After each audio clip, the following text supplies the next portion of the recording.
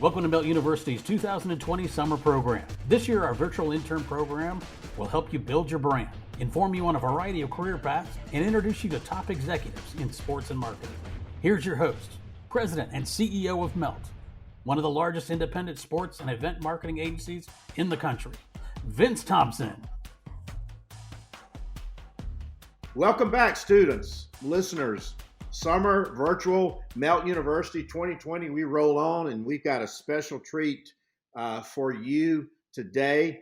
Not only a very, very dear friend of mine from a personal level, we've been together, working together for nearly 20 years now, which is amazing. And also professionally, also a hugely successful entrepreneurial story. I've watched his rise, which has just been phenomenal. We talk a lot about the grind. We talk a lot about the grit.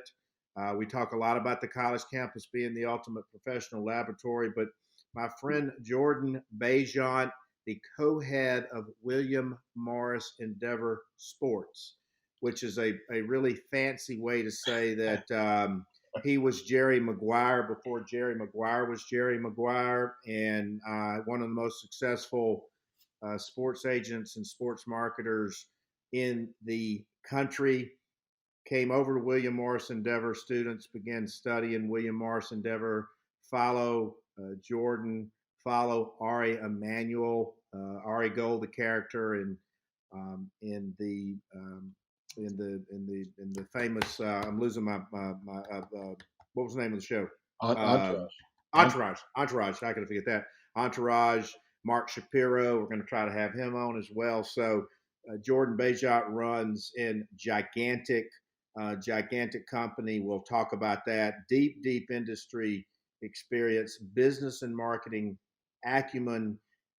Started his climb at Vanderbilt University. Loved that university. We're going to talk about Vandy, his experience on campus, which led him to this climb. He founded Gold Marketing in 2000, which eventually became the agency, which is when we met. I was on my climb at Melt. We threw a lot of crazy ideas against the wall around the Final Four, March Madness, NCAA. We made them work, and has just a giant client roster. Jordan pioneered representing broadcasters. Troy Aikman, you guys may be familiar with. He represents Troy. He's done some blockbuster deals. Ryan Tannehill, Reggie Bush, one of my faves. Marshall Falk, Bobby Hurley. He is the coach's agent, and I sat in the lobby with him in Minneapolis last year at the Final Four, and I literally, like, this guy's in the Hall of Fame of the lobby. If you want to meet anybody in a hotel lobby, you sit there with my friend Jordan. But Jordan, welcome, and it's such an honor to have you on today. Thank you for joining Melt University. Thanks, Vince. I mean, I think the interview's over. It was a great interview, I thought. I was going to say, how am I doing so far? Pretty good. Pretty good. Well, we got so many hundreds of kids that really want to hear your story, but and I don't remember all of it, but talk about the decision you made to go to Vandy, and what formative experiences, because Jordan, one thing we tell our kids is that the college campus is the best and ultimate professional laboratory that they will ever be around. So talk about your early experience. Did you have a passion for sports? Did you play sports? What sort of got you on this path at Vandy? I did. I had a passion, and I think it's important to differentiate between a passion for sports and a passion for the business of sports. I do think that, and we can get into that later, but I think it's a critical piece to differentiate. But I did have a passion for the business of sport in high school, and early on I did internships. So between my junior and senior year, I interned at the NHL, way before Gary Bettman was even the commissioner, and that really ingrained in me and reinforced that that's what I wanted to be, in the business of sports. I didn't know how. There's so many different ways, and that's why I think internships are so important. But what it did, every morning when I woke up, I was excited about going to my internship, and that was really important. So that's even back in high school. That was kind of the path I was on, and I selected Vanderbilt, and one of the primary reasons I selected Vanderbilt is someone who's close to me always tells me never say no to a life experience. And something that was really unique to me was I grew up in New Jersey and mostly in the Northeast. Um, and going to Nashville at the time, it was a completely different environment that I was used to. Mm-hmm. Mm-hmm. Not just the location, but the people and what their interests were, and how they socialized and how they talked and what they ate, and that was important to me to get out of my comfort zone. So that's Mm-hmm. that's that's something that I've really always kind of pushed myself, is to get out of my comfort zone. And in all my large decisions I've ever made, I felt uncomfortable with it, and that's typically one of the things that I know why I made a good decision. I mean, if you're just uncomfortable, nothing else, that's an issue. But if being uncomfortable is part of the decision, then I think you're on the right path. Mm-hmm. You just said several things that we're going to unpack here, but the passion for the business of sports, the importance of internships, and obviously a lot of our kids who are, had intern programs lined up this summer, they've not been able to do it. They're in our programs. They know they're going to come back out. You also, never say no to a life experience. And what we're impressing upon these kids, and you're a poster child, as I'm a poster child for the grind. Um, they all have an expectation of instant gratification now, and you're, like I said, you're the poster child of grind and grit as well. And then the pushing yourself out of the comfort zone, and particularly in a post-COVID world, particularly as brutal as this job market's going to be. These are, guys, I want you to listen closely. I want you to go back and re-listen closely. These are things um, that are going to be life lessons, and he is spot on. And so you go to Vandy, you're out of your comfort zone, you're in Nashville, you had a passion for the business of sports, which you developed early. So talk about some of the formative experiences on the campus. Did you have, because Vandy is a great academic school and a great athletic school as well. So what began to formulate? You had this internship at the NHL. So how did that continue to evolve? Well, it's interesting. I got really, what I would say is fortunate, but it's because I put myself in that position to be fortunate. But I always say I sat football at Vanderbilt. I didn't play, I sat. I wasn't good enough. Mm-hmm. But what it did allow me to do is be in the room and develop relationships with people that have still to this day helped me in my career, specifically directly in my career. At the time, Todd Turner was at Vanderbilt, who's Mm-hmm. now heads up his own search firm. Brad Mm-hmm. Bates was my strength and conditioning coach, and Brad was most recently the athletic director at Boston College. Rick George was my recruiting coordinator. Wow. Yeah, and he's now the AD at Colorado, and we just actually did a deal with him for recently, for his football coach. Paul Houlihan was the athletic director, and he was headed up the Sugar Bowl for years. Eddie Fogler Wow. was the basketball coach, who I got to know really well, and he now runs a search firm. Jerry DiNardo was my football coach, and he went on to do his own search firm and then became a broadcaster. And those are just Derek Ragg was my teammate. He's now the athletic director at Tulsa. So those are just some of the people that I got to know purely by, once again, putting myself in an uncomfortable position. I wasn't a very good football player, but I joined the team and I worked hard at it, and I was good enough to stay on the team. And if I hadn't, put myself out there, all those people who have at some point in my career had a real impact, some much deeper than others, but I would never have met those people. And that's just a handful of people that I met, once again, by putting myself in an uncomfortable situation that turned out to be a lot of fun too. Well, that's amazing, because I don't think you've ever shared that with me, that that that family tree and that family tree of relationships. And to your point, putting yourself in an uncomfortable position, moving to a different region of the country, playing football in the SEC, and those types of things. And I tell the students have heard this a lot, but very similar experience that I had. I worked my way through sports information, and you know, I'm driving Coach Vitale around. I'm best friends with Paul Feinbaum, and now 20, 30, 40 years later, we're doing deals together. We're business partners. We represent one, all those types of things. And so, students, even if you don't have an opportunity to be a student athlete within the athletic department, and we keep saying this over and over and over again, and Jordan is a world-class expert at athletic departments, but there's, Jordan, what we're discovering, we've interviewed Alan Green at Auburn, Greg McGarity at Georgia, Ross Bjork at Texas A&M. There are so many new and emerging careers within an athletic department. We've learned about the demand for mental health services. The demand for more compliance because the demand created by name, image, and likeness. We've talked about the tutorial. Now we're talking about fan safety and fan experience. And so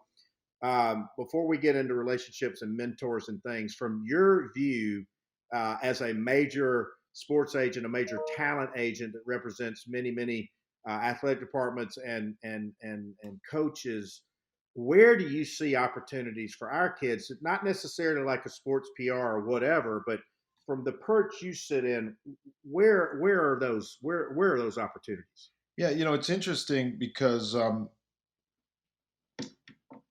when I talk about the importance of internships, especially when you're younger and starting off, one of the things that I think is really important is you end up learning that there's thousands upon thousands of different ways to get into the business of sport.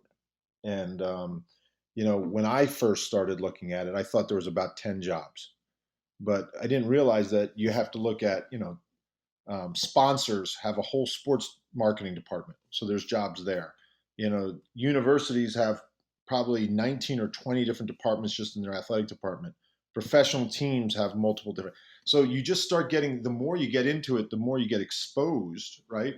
But once again, I think it's the importance of when you have the ability to try something, life experience, even if you end up disliking it, that's just as important as knowing it, because the worst thing would be if you pursued something, finally got it, and realized like this is not what I want to be doing with my life.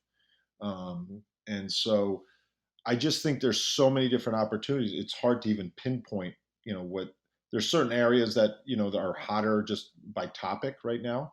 I think diversity and inclusion within sport is a hot topic right now. I think there'll be a lot of opportunities there. And that then is more than just what you would think about just traditional diversity and inclusion. I think the name, image, and likeness is a component of that. It's about helping underserved groups get their fair due, and that includes college athletes. And I don't mean just to concentrate on the college athletic space, but that's a hot space right now. It is hot, and as we know, in a post-COVID world, and Mara and I were talking about this before you joined us, is that there's going to be a gigantic seismic eruption or shift in the business model of college athletics. But within chaos, there's always opportunity. Yep. And so we're telling our students, like, hey, athletic departments may have to slash budgets, but they're still going to have these jobs that need to be filled. So even go over there and volunteer for these types of things as well. And so you're spot on. You're spot on in that space. And so you leave Vandy, and once you leave Vandy, you've got, you played football, you built these great relationships, you had these great internships. What was the first leap coming out of Vandy? So I actually went to law school. I went to the University of Miami Law School. I thought that I wanted to be a football contract agent, and they have a really good sports program there for sports law. Mm-hmm. And I was sitting in I decided to go and join a group called, it was like Contract Sports Agent Group or something like that.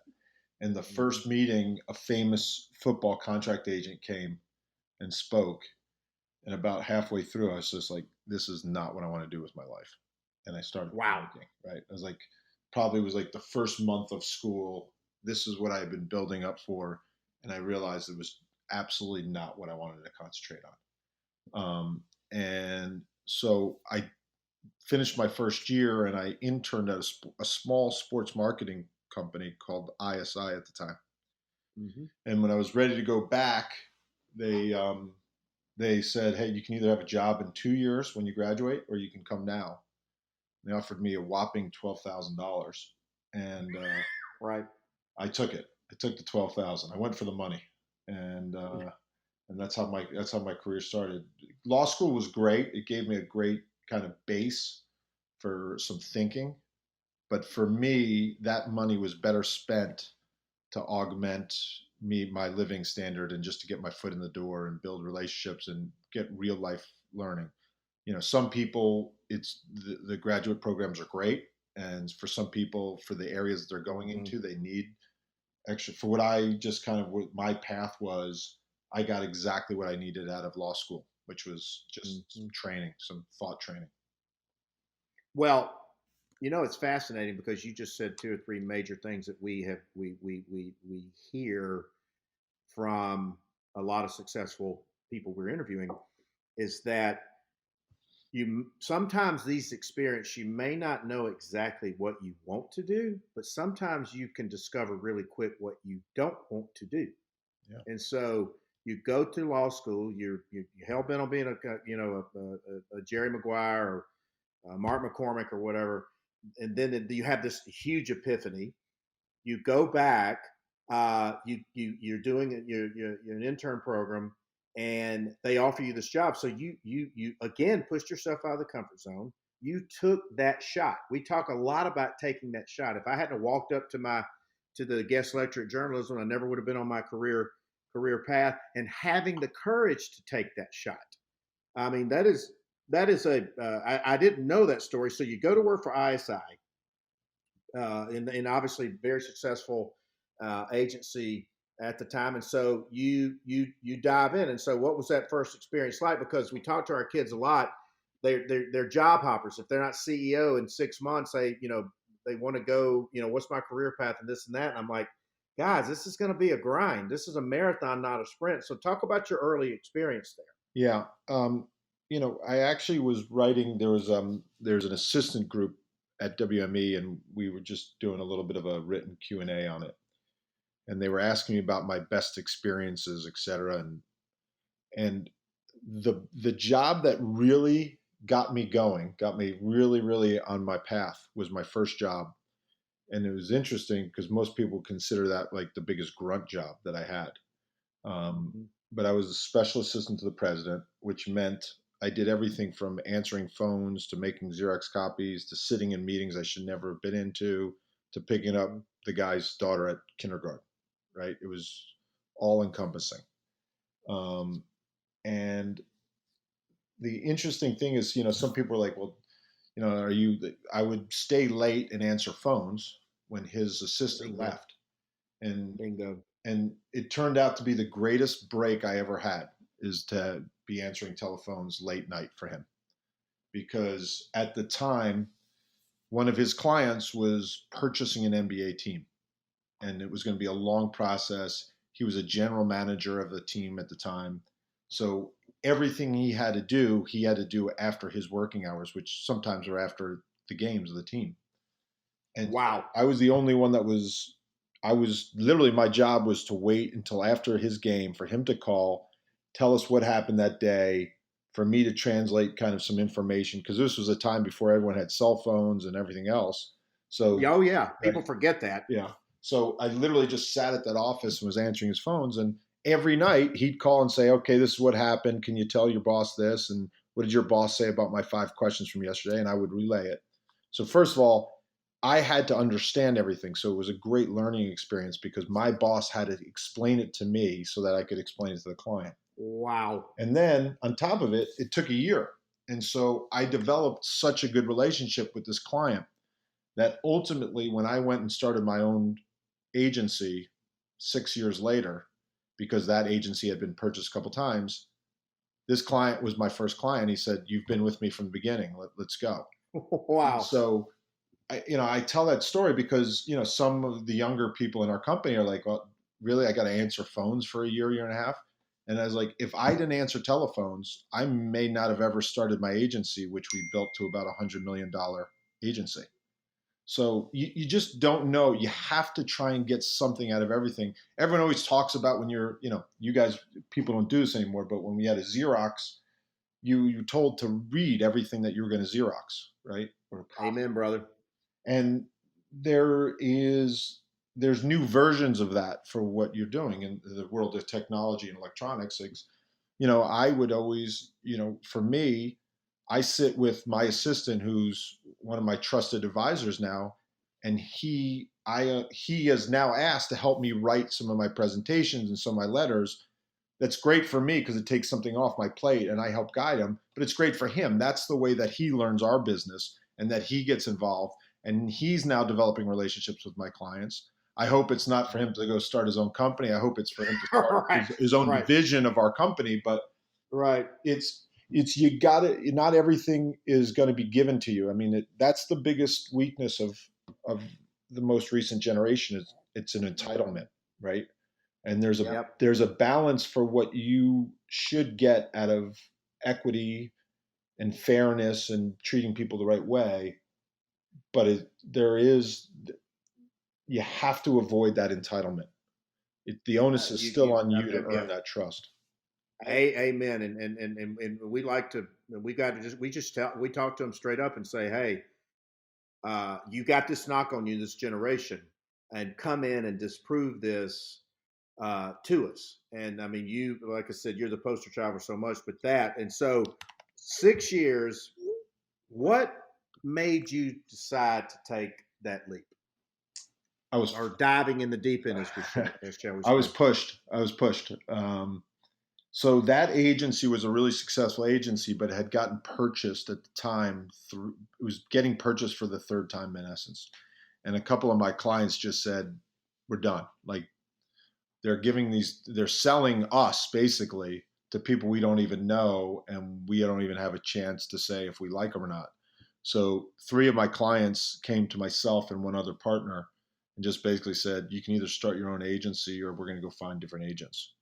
So at the time, it was Isaiah Thomas, Troy Aikman, and Jim Furyk. Oh, that's it. A Hall of Famer, Hall of Famer, and Hall of Famer. Yeah, so we were pretty fortunate. But once again, the Jim Furyk story, we called him from a phone book, which you guys don't know what it is anymore either. But that's how we called his dad in Pennsylvania. We looked him up in the phone book, and we had never represented a golfer before.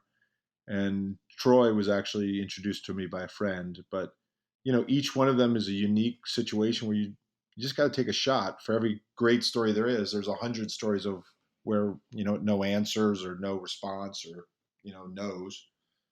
But we built those relationships, and relationships take a lot of time, a lot of work, a lot of effort, and humility. Because Yes, bingo. yeah, But so there's 2 or 3 things I really want to focus on. People ask you or they ask me what we do for a living, and we say, well, we're in the rejection business.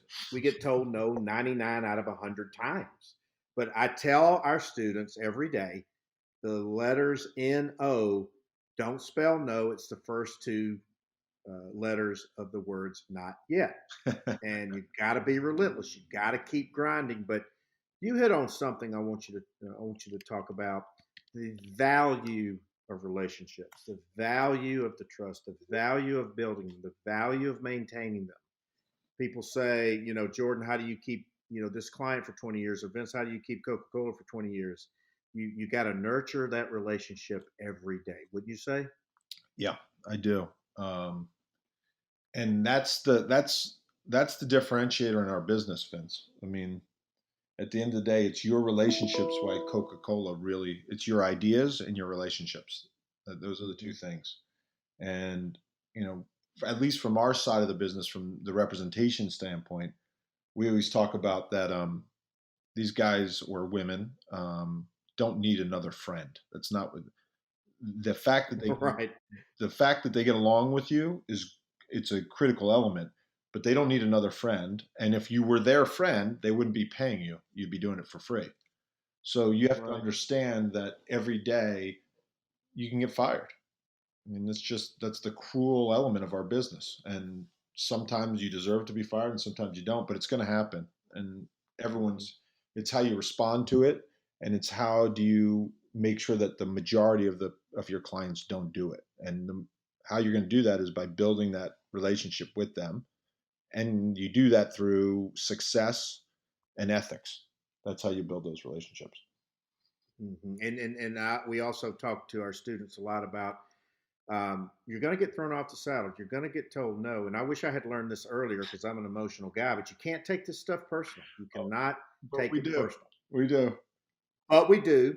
And but if I can impart that wisdom on my son or our students a little earlier, because sometimes I may have made emotional responses to those things I probably wish I wouldn't have. But to your point, the value of the relationship because it's rooted in trust. Yeah. Jordan, we talk to our kids a lot about this as well, is the value of mentors. Because clearly you've been a mentor to a lot of kids, but you've had a lot of mentors. Obviously, your formative experience at Vandy, which was, I didn't even realize that hugely impressive family tree, but talk about that as well. Um, well, they're basically mentors are the cheat sheets for you, right? I think if you have a Love that. certain level of intelligence and work ethic, you'll be able to figure it out. It's just going to take you a lot longer and a lot more mistakes, and it's going to be a lot more costly. So what mentors can do is alleviate a lot of your mistakes. So you have a higher rate of success, and you can also have a better quality of life because they can really point to you what's important, what's not, and what you should be worried about, what Mm-hmm. you shouldn't be worried about. Mm-hmm. And it's never too late to add mentors, right? Um, Great. Yeah. and and don't be arrogant about who a mentor can be. Right. A mentor can be, um, and I'm saying this in a very respectful way, but in the grand scheme, it can be anyone from a janitor or receptionist to the CEO of your company. They, Absolutely. everyone's got you just don't know where you're going to get great pieces of advice. And so, quite frankly, it's part of the fun is building these mentorships. Well, and you and I are, we're sort of social creatures as well. But to your point, you can find some of the most uncommon mentors in some of the most uncommon places. But you got to talk to people. You got to communicate. You got to look them in the eye. You got to do a lot of listening. That's why we stress upon the importance of mentors. But so in your position, you got to from the outside. Everybody wants to be in our business. Everybody thinks it's glamorous. Everybody thinks it's sexy. And by the way, it is. And we have a lot of fun. But it's a grind. But what gets Jordan's attention? If a young Jordan or a young Vince Thompson's coming out of Auburn or Vandy, what gets your attention? What gets on your radar? Because I'm telling these kids, I'm like, hey, every interaction with Jordan Bejan is a potential audition. He may be a potential employer of yours. You may be a potential employee. But my pet peeve is I'll get these generic resumes that says, hey, I'm Joe Smith, attached to my resume, and I need to make X dollars a year. And I automatically flush them. I'm like, you're already communicating what type of employee that you're going to be. What do you look for? Um, for me, it's work ethic. Mm-hmm. It's a differentiator. Once again, using that word. Um, Being an agent, it's a really unique situation because you have to have a huge ego, and on the other hand, Mm-hmm. you also have to be the most humble person too, because you have to Mm-hmm. have the ego to walk in a room and say that I'm the best there is for you. But yet, Mm-hmm. when that person tells you to go do something very mundane, you got to attack it with the same energy that you would doing a Right, hundred. spot on. And and sometimes your clients are going to be resentful, um, that they're paying you because they think they're doing everything, but then when they get fired, they're going to blame you for them getting fired. So all that, Right, the right. only consistent thing that you can do on that is just work through it, right? And that also shows to me, if you're willing to just put your head down, that you're also, you have the humility component of it because you don't think you know everything or someone else is going to do it for you.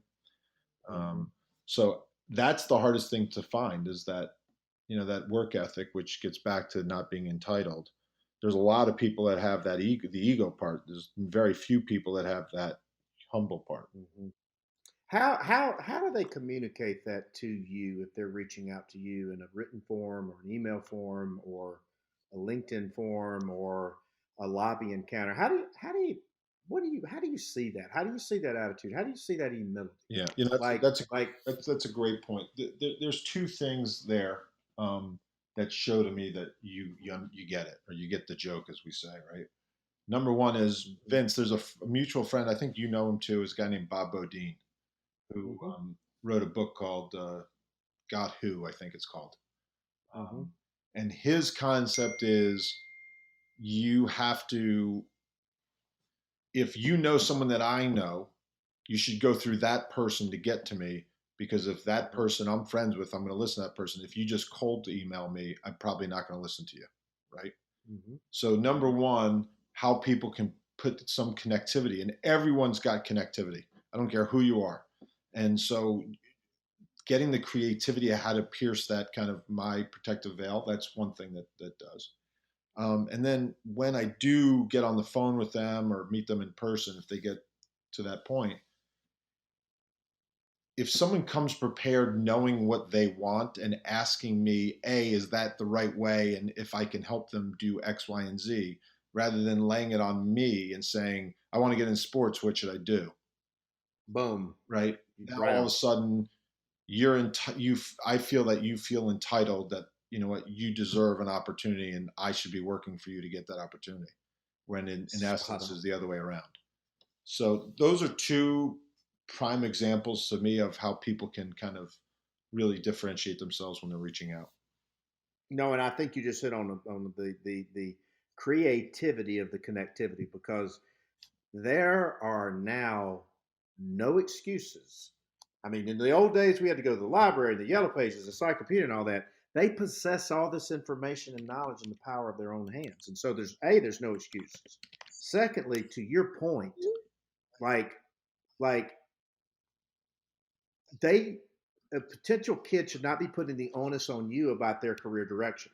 If they come to you and say, Jordan, I want a career in data analytics and I really want to understand how the Colorado ticket department, you're going to go, wow, this kid's already got their act together. They're searching, they're researching, and they're seeking my advice, and they know I understand the operation of athletic purposes. So you just hit the nail on the head, and I mean, this has been fantastic. We could talk for hours, but couple of parting shots, like so many moments and memories and athletes and great coaches and great talent.